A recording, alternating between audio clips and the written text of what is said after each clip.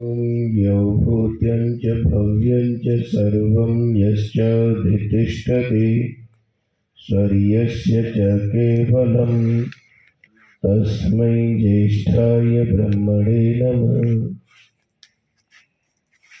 इस चतुर्वेद पारायण महायज्ञ के पूज्य ब्रह्मा जी, आदरणीय शिवदत्त मुनि जी, वेदी पर विराजमान मध्य प्रदेश होशंगाबाद से पूरे विश्व में वैदिक धर्म का सिद्धांतों का प्रचार और प्रसार में रत एक मिशनरी भाव से पूज्य आचार्य आनंद पुरुषार्थी जी, बेटी मुदिता जी, सभी आदर और सम्मान के योग्य संत जन, सभी यजमान गण, प्रिय साथियों, अभी हम सब लोगों ने यज्ञ किया है।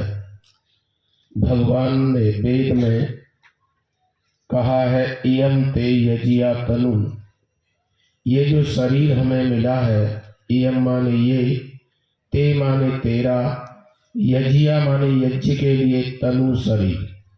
ये जो शरीर हमको मिला है वो केवल और केवल यज्ञ के लिए मिला है। यज्ञ वो भावना है, जैसे आज एक ऐतिहासिक दिन है, मर्यादा पुरुषोत्तम राम, जैसा कि आज की यज्ञ के ब्रह्मा जी ने उनको दो विशेषण लगा करके गदगद कर दिया था। आर्य संस्कृति के रक्षक। यदि वैदिक मान्यताओं को, वैदिक सिद्धांतों को, वेद को आचरण में अगर देखना है तो वो मर्यादा पुरुषोत्तम श्री राम का जीवन है। आज बहुत लंबे वर्षों के बाद उनका ये स्मारक आज उद्घाटन होने जा रहा है। बंधुओं, निश्चित रूप से राम हमारे जीवन के आदर्श हैं, लेकिन हमारी मान्यता है कि हम राम के चरित्र की पूजा करते हैं, राम के चरित्र को आचरण में लाने का प्रयास करते हैं।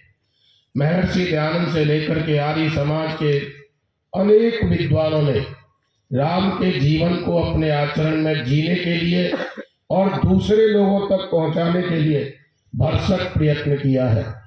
निश्चित रूप से, लेकिन आज जो धीरे धीरे हमारी जो सैद्धांतिक कमजोरियां हैं, उसके कारण हम धीरे धीरे उसी जगह पर चले जा रहे हैं जहां से महर्षि दयानंद ने अपना प्रयास प्रारंभ किया था। आइए हम राम को अपने जीवन का आदर्श माने, क्योंकि जो लोग राम को आदर्श को नहीं मानते, उनके चरित्र को नहीं मानते हैं, वो राम को नहीं मान पा रहे हैं।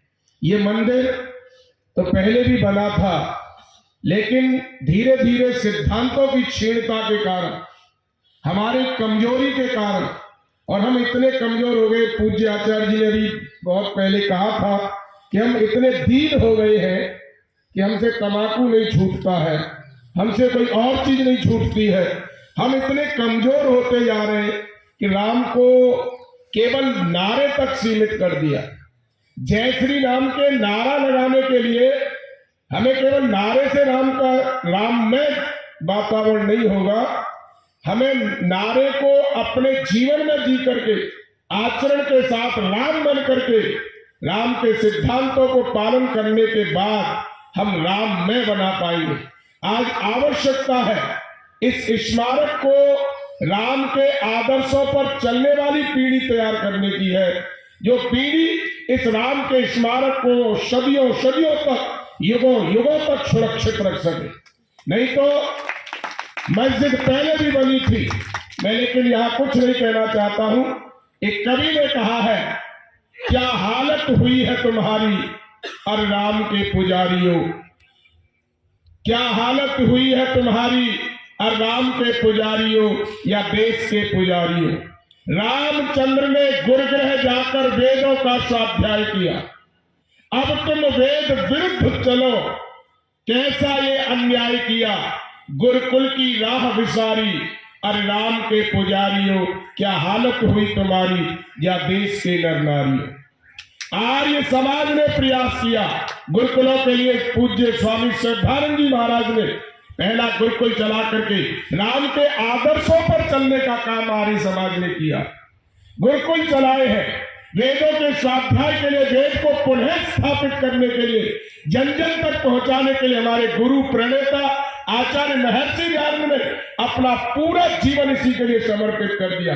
और इसके प्रचार प्रसार के लिए एक पवित्र संस्था आर्य समाज बनाई। उनका मानना था व्यक्ति नहीं, संस्था विचारों को बहुत गुना आगे बढ़ा सकती है, इसलिए उन्होंने आर्य समाज की स्थापना की। उसके नियम में लिख दिया वेद सब सत्य विद्याओं का पुस्तक है, वेद का पढ़ना और पढ़ाना, सुनना और सुनाना सब आर्यों का परम धर्म।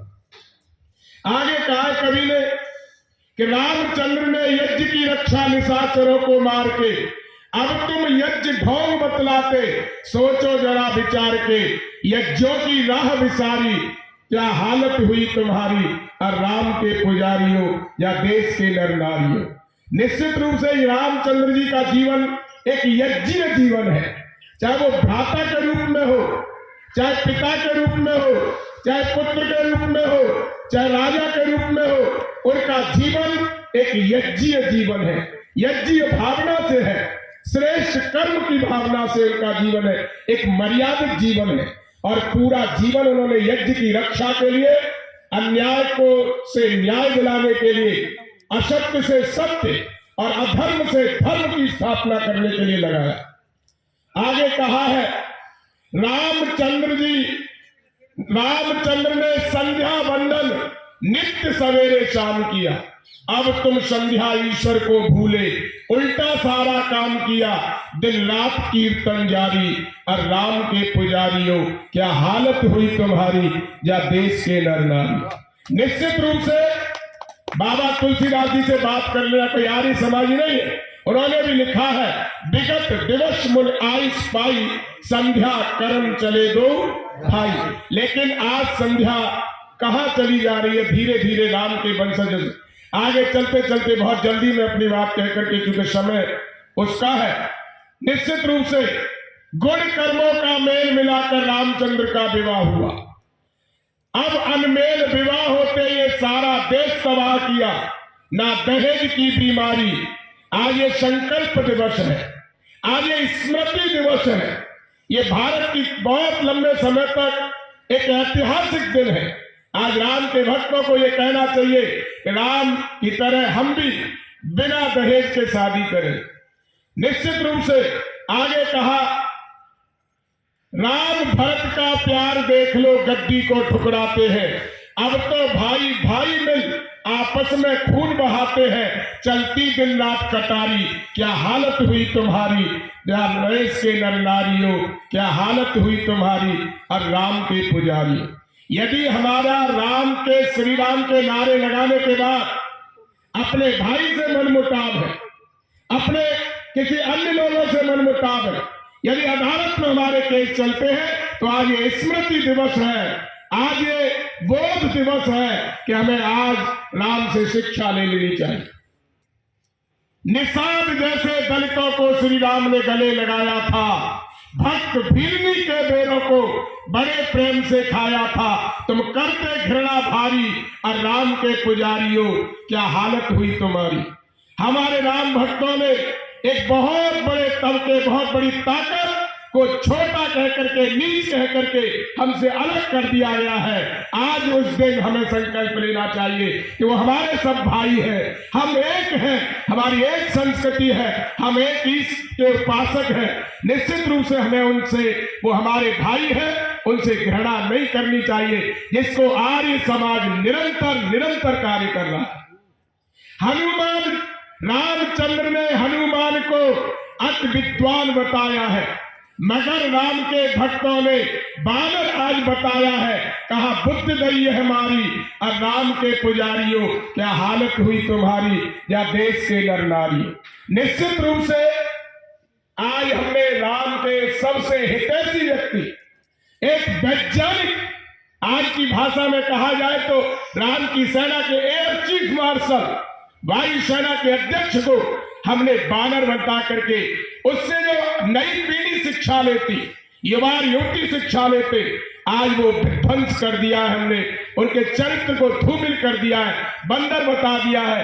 बानर जाति थी, उसको बानर राष्ट्र था, सॉरी, उस बानर को हमने बंदर बना करके अनेक प्रकार से भ्रमित कर दिया है।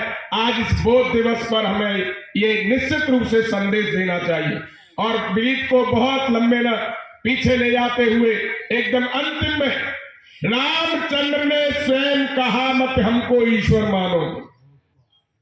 उन्होंने जब भी परिचय हुआ है, कहीं पर भी मित्रता चाहे सुखदेव से हुई हो या किसी अन्य ऋषि मुनियों से हुई हो, उन्होंने कहीं नहीं कहा कि मैं ईश्वर का अवतार हूं, मैं शिव का अवतार लिया, मैंने विष्णु का अवतार लिया। ना ना ना, उन्होंने कहा है, बाबा तुलसीदास लिखते, कौशलेश दशरथ के जाए मात पित वचन मान बल आए। हम कौशल देश के राजा दशरथ के बेटे हैं, कहीं भी उन्होंने ये नहीं कहा। और जो असली राम है, राम का जो स्वरूप है, राम का गुण है, सीता हरने वाले को श्री रामचंद्र ने मार दिया। सीता हरने वाले को श्री रामचंद्र ने मार दिया। अब लाखों रावण फिरते हैं, सरेआम विचार किया, कहा बुद्धि गई है मारी, और राम के पुजारियों क्या हालत हुई तुम्हारी। निश्चित रूप से आज राम के भक्त अपनी बहन बेटियों को अपनी गली मोहल्ले में कुदृष्टि से देखते हैं। वो राम के श्री राम के नारे लगाने के लायक नहीं है। आज स्मृति दिवस है। एक रावण ने अन्याय किया था, उसके घर जाकर के अपने पौरुष दिखलाए, कभी नहीं रोए, कोई पत्र व्यवहार नहीं किया कि भरत तू सेना लेकर के आ जा। न कौशल देश वहीं पर उनकी ननिहाल थी जो आज का रायपुर है, वहां पर भी कोई संदेश नहीं दिया। उस व्यक्तित्व ने अपने धर्म और अधर्म की लड़ाई के लिए वहीं के लोगों को, सदाचारी लोगों को इकट्ठा करके रावण को उसके घर में जाकर के परास्त किया और उसको दंडित किया, न्याय अन्याय से न्याय की स्थापना की। और अंत में इस गीत का संदेश कवि ने लिखा है, अगर राम के भक्त बनो, अगर राम के भक्त बनो तो उनके जैसे काम करो। कहते हैं नरदेव भाई मत राम नाम मत राम करो, वो थे मर्यादा भारी, और राम के पुजारियों क्या हालत हुई तुम्हारी, या देश के नर नारी। बंधुओं, अंत में पूज्य आचार्य जी को, उनकी टीम को मैं आर्यवीर दल की समस्त इकाइयों की ओर से उनका आभार व्यक्त करता हूं। वो विद्वान है और लंबे समय से वो इस प्रकार के कार्यों को, वैदिक धर्म के प्रचार प्रसार को में बहुत लंबे समय से लगे हुए हैं। मैं निश्चित रूप से उन्होंने ये 200वीं जन्म जयंती के अवसर पर जो हमारे प्रणेता नायक है महर्षि दयानंद की सबसे बड़ी विशेषता है, सबसे बड़ी विशेषता है कि उनको बिना जाने, चाहे कोई बैरिस्टर हो, चाहे मास्टर हो, चाहे प्रोफेसर हो, चाहे कोई और हो, बिना महर्षि दयानंद की पाठशाला में पढ़े जीवन संबंधी मामलों में शून्य रहेगा। इसलिए महर्षि दयानंद के संदेश को जन जन तक पहुंचाने का हमारा परम दायित्व है। हम उनके वंशज हैं, उनके संस्था के एक अधिकारी हैं। तो पूज्य आचार्य जी ने बहुत अच्छा प्रयास किया उनकी 200वीं जयंती के अवसर पर। निश्चित रूप से वो अन्य महापुरुषों से उनकी जो कीमत है उनको जो पहुंचाना, एक उदाहरण छोटा सा देकर के मैं विराम दूंगा। हमने सत्याग्रह प्रकाश प्रतियोगिता अखिल भारत